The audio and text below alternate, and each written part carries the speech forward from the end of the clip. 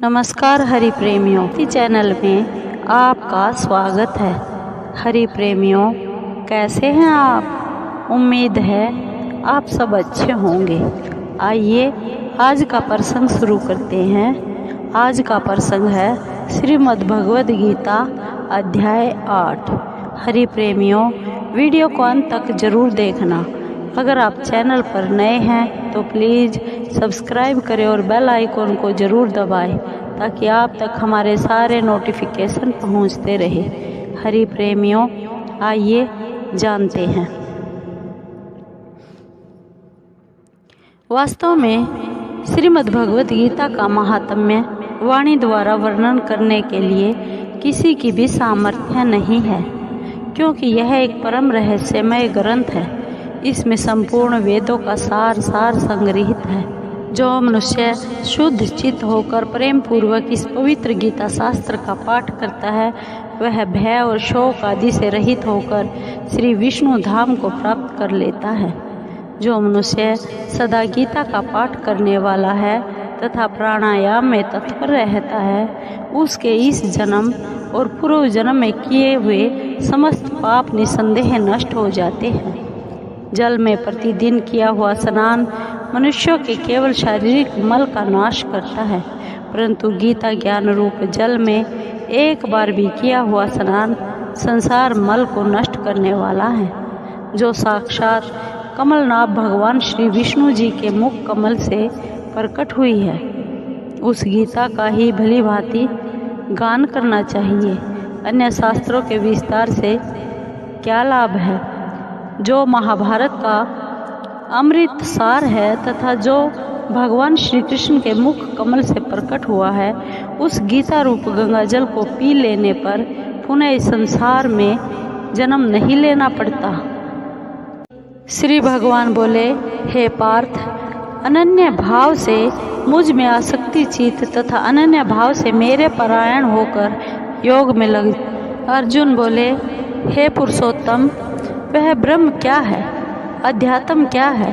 कर्म क्या है? अधिभूत नाम से क्या कहा गया है? और अधिदैव किसको कहते हैं? हे मधुसूदन, यहाँ अधियज्ञ कौन है और वह इस शरीर में कैसे है?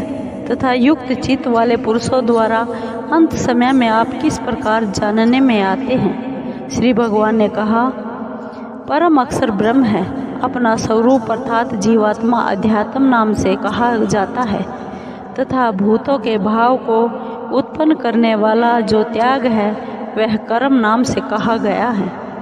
उत्पत्ति विनाश धर्म वाले सब पदार्थ अधिभूत हैं। हृदय में पुरुष अधिदैव है। और हे देहधारियों में श्रेष्ठ अर्जुन, इस शरीर में मैं वासुदेव ही अंतर्यामी रूप से अधियज्ञ हूँ। जो पुरुष अंत काल में भी मुझको ही स्मरण करता हुआ शरीर को त्याग कर जाता है, वह मेरे साक्षात स्वरूप को प्राप्त होता है। इसमें कोई भी संदेह नहीं है। हे कुंती पुत्र अर्जुन, यह मनुष्य अंत काल में जिस भी भाव को स्मरण करता हुआ शरीर का त्याग करता है, उसको ही प्राप्त होता है, क्योंकि वह सदा उसी भाव से भावित रहा है।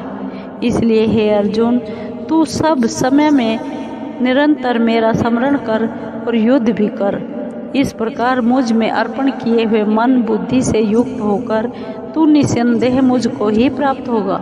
हे पार्थ, यह नियम है कि परमेश्वर के ध्यान के अभ्यास रूप योग से युक्त दूसरी ओर न जाने वाले चित्त से निरंतर चिंतन करता हुआ मनुष्य परम प्रकाश दिव्य रूप को अर्थात परमेश्वर को प्राप्त होता है।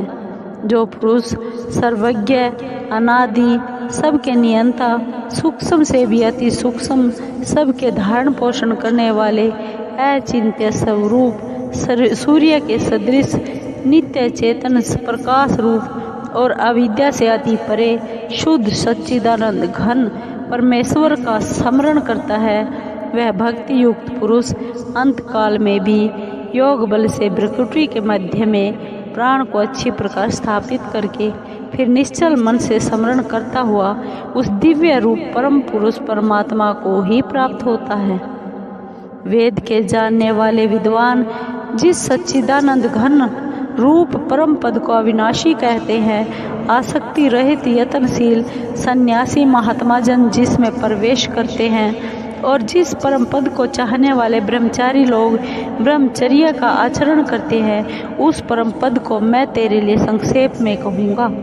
सब इंद्रियों के द्वारों को रोककर तथा मन को हृदय में स्थिर करके फिर उस जीते हुए मन के द्वारा प्राण को मस्तक में स्थापित करके परमात्मा संबंधी योग धारण में स्थित होकर जो पुरुष ओम इस एक अक्षर रूप ब्रह्म को उच्चारण करता हुआ और उसके अर्थ स्वरूप मुझ निर्गुण ब्रह्म का चिंतन करता हुआ शरीर का त्याग करता है, वह पुरुष परम गति को प्राप्त होता है।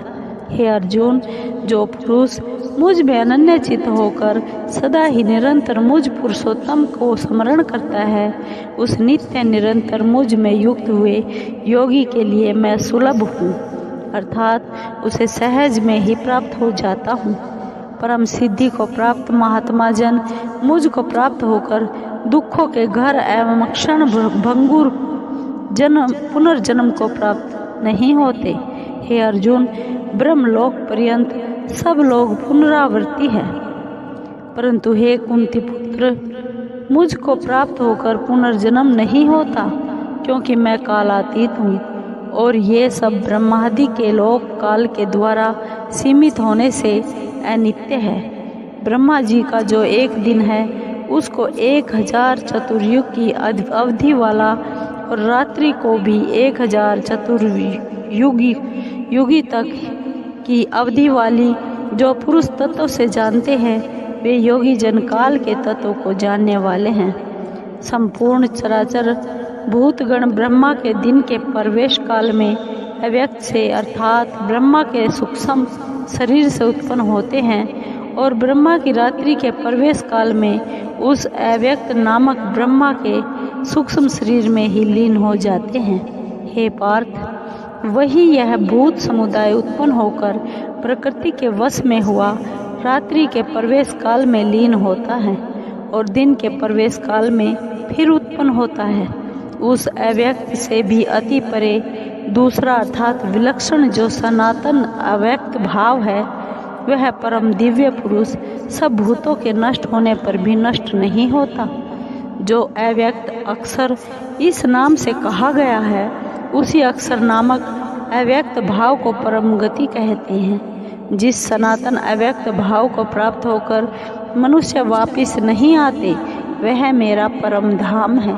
हे पार्थ, जिस परमात्मा के अंतर्गत सर्वभूत है और जिस सच्चिदानंद घन परमात्मा से यह समस्त जगत परिपूर्ण है, वह सनातन अव्यक्त परम पुरुष तो अनन्य भक्ति से ही प्राप्त होने योग्य है।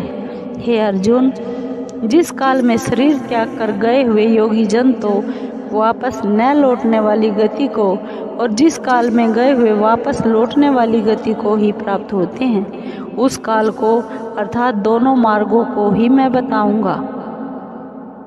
जिस मार्ग में ज्योतिर्मय अग्नि अभिमानी देवता है, दिन का अभिमानी देवता है, शुक्ल पक्ष का अभिमानी देवता है और उत्तरायण के 6 महीनों का अभिमानी देवता है, उस मार्ग में मरकर गए हुए ब्रह्मवेता योगी जन उपर्युक्त देवताओं द्वारा क्रम से ले जाए जाकर ब्रह्म को प्राप्त होते हैं। जिस मार्ग में धूमा अभिमानी देवता है, रात्रि अभिमानी देवता है और कृष्ण पक्ष का अभिमानी देवता है और दक्षिणायन के 6 महीनों का अभिमानी देवता है, उस मार्ग में मर कर गया हुआ सकाम कर्म करने वाला योगी उपर्युक्त देवताओं द्वारा कर्म से ले गया हुआ चंद्रमा की ज्योति को प्राप्त होकर स्वर्ग में अपने शुभ कर्मों का फल भोग कर वापिस आता है। क्योंकि जगत के ये 2 प्रकार के शुक्ल और कृष्ण अर्थात देवयान और पितृयान मार्ग सनातन माने गए हैं।